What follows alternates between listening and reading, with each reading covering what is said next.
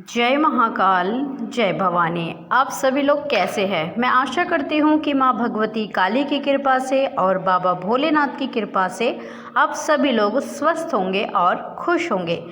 तो एक बच्ची ने मेरी लास्ट वीडियो पे कमेंट किया था कि बुद्धि बंधन के ऊपर आप वीडियो बनाइए, ठीक है।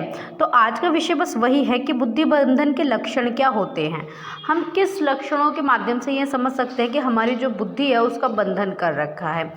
कहीं तो कहीं आपका भी तो बुद्धि बंधन नहीं हुआ है। अगर ये सारे लक्षण आपको खुद में या अपने परिवार के किसी भी सदस्यों में देखने के लिए मिल रहे हैं तो आप समझ जाइए कि उस व्यक्ति का बुद्धि बंधन हो रखा है। बंधन देखिए कई प्रकार के होते हैं।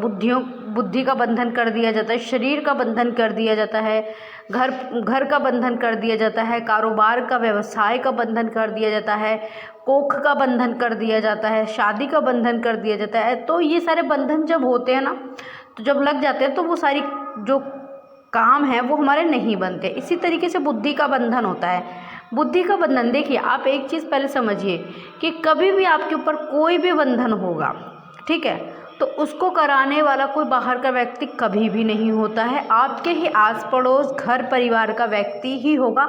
आपके जो बेहद क्लोज होगा वही व्यक्ति आपका बंधन करवाएगा, क्योंकि उसी व्यक्ति को आपके बारे में सटीक जानकारी होती है।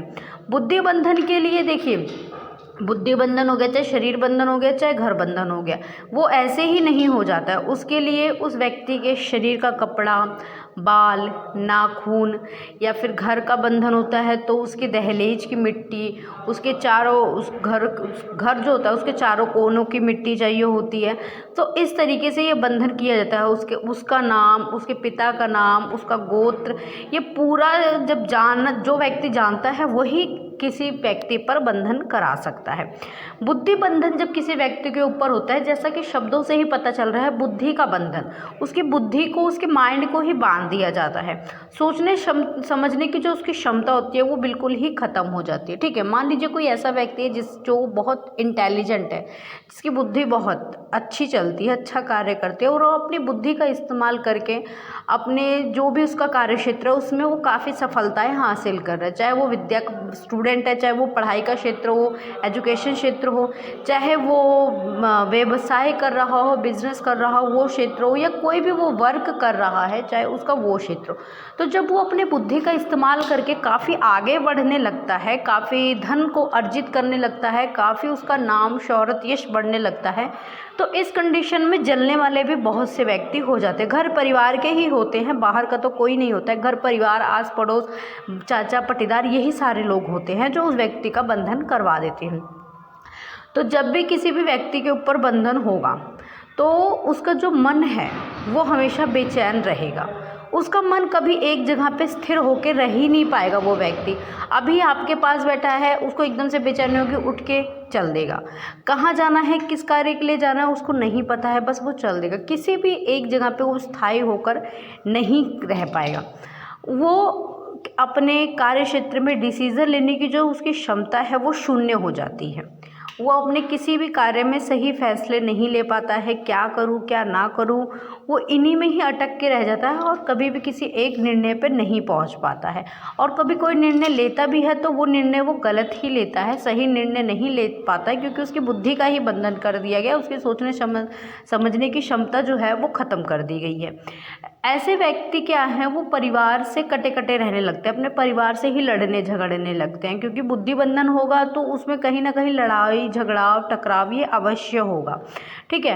तो अगर हम उस व्यक्ति के हित में उसके परिवार के सदस्य, चाहे उसकी पत्नी हो गई, या फिर अगर उसकी पत्नी पे है तो पति हो गए, माँ बाप हो गए, भाई बंधु हो गए, जो भी उसके हित में उसको कुछ समझाता है ना, तो उस व्यक्ति को वो सारी चीज़ें अच्छी नहीं लगेंगी। वो उनको उसका अपना दुश्मन मान लेता है, या वो ये सोचता है कि इस कार्य को करने से इनका कोई बेनिफिट होगा, इसीलिए ये मुझे समझा रहे हैं, तो आपकी बातें बिल्कुल भी नहीं समझेगा। लेकिन एक जो सिम्टम्स होता है जिससे हम ये पता कर सकते हैं कि किस व्यक्ति ने हमारे ऊपर बुद्धि बंधन करवाया है, वो जो व्यक्ति होगा जिसका बुद्धि का बंधन हो रखा होगा ना, वो व्यक्ति उस व्यक्ति की बहुत बातें मानेगा, ठीक है। मान लीजिए आपके घर परिवार ने आपके परिवार में किसी का बुद्धि बंधन करवा रखा है, तो वो व्यक्ति जो होगा वो अपने घर में किसी की भी बात नहीं मानेगा, लेकिन उसकी बात वो फटाक से मान लेगा। वो जो भी कहेगा वो तुरंत सुनेगा। एक तरीके से वो कह सकते हैं कि वशीकरण भी इसमें आ जाता है, उसको अपने वश में कर लेता है। उसकी बुद्धि जो है वो उस व्यक्ति के अकॉर्डिंग कार्य करने लगती है। तो इसी तरीके से बुद्धि बंधन होता है। बुद्धि बंधन में देखिए, जब बुद्धि को ही हमारे बांध देंगे तो हम कार्य करने की हमारी क्षमता ही नहीं होगी, सोचने समझने की क्षमता नहीं होगी, सही गलत का हम डिसीज़न नहीं ले पाएंगे। ठीक है। ऐसे लोगों का जो स्वभाव है वो भी चिड़चिड़ा सा हो जाता है, और धीरे धीरे ऐसे जो लोग हैं वो अपनी सफलता से बहुत नीचे आ जाते हैं और एकदम घट जाते हैं। उनकी जो तरक्की होती है वो रुक जाती है। तो ये सारे लक्षण दिखाते हैं कि उस व्यक्ति का बुद्धि का बंधन कर रखा है। सोचने समझने की इस व्यक्ति की क्षमता खत्म हो चुकी है। ये व्यक्ति कुछ भी नहीं सोच पा रहा है, कुछ भी नहीं समझ पा रहा है, जो डिसीज़न ले रहा है वो भी गलत ही ले रहा है। तो यही सारे लक्षण होते हैं जिससे हम ये जान सकते हैं कि हमारी बुद्धि का बंधन कर रखा है। बुद्धि का बंधन भी करने के लिए आप देखिए, अगर कोई भी व्यक्ति है जो बंधनों से बचना चाहता है, चाहे कैसा भी बंधन हो, बुद्धि का बंधन हो, कोख बंधन हो, घर व्यवसाय, कोई भी बंधन हो, ये बंधन तभी किसी व्यक्ति पर ये कार्य कर पाते हैं जब उसके घर के कुल देवी देवता और उसके पितृ कमज़ोर हों। अगर आपने अपने घर के कुल देवी देवताओं को नहीं मनाया है, उनको भोग प्रसाद नहीं देते हैं, आप टाइम टू टाइम उन्हें आपने बलवान नहीं बना रखा है, तो कोई भी तंत्र क्रिया जो है वो आसानी से आपके घर पे वर्क कर जाती है, क्योंकि आपका प्रोटेक्शन नहीं है किसी भी तरीके से का कोई भी।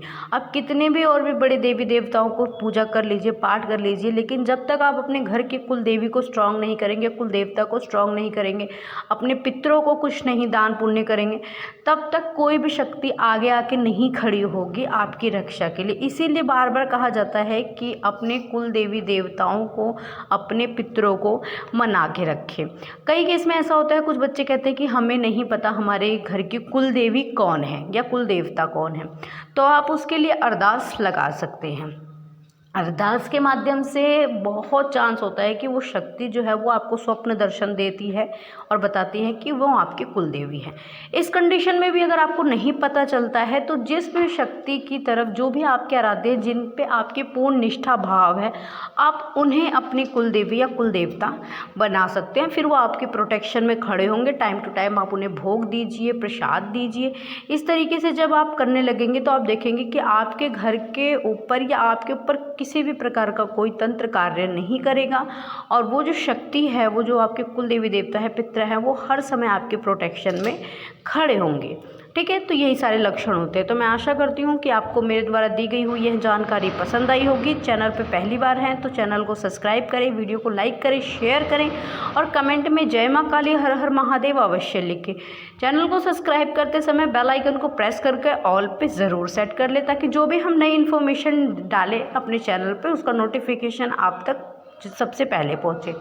मैं बाबा भोलेनाथ और माँ भवानी से आप सभी के लिए प्रार्थना करती हूँ कि माँ भवानी आप सभी के घर में अंधन के भंडार भरे, आप सभी के रोग दोग को माँ काटे। बाबा की कृपा आप लोगों पर सदैव बनी रहे। नेक्स्ट वीडियो में किस टॉपिक पे बनाऊँ आप लोग कमेंट करके ज़रूर मुझे बताना। धन्यवाद। जय महाकाल।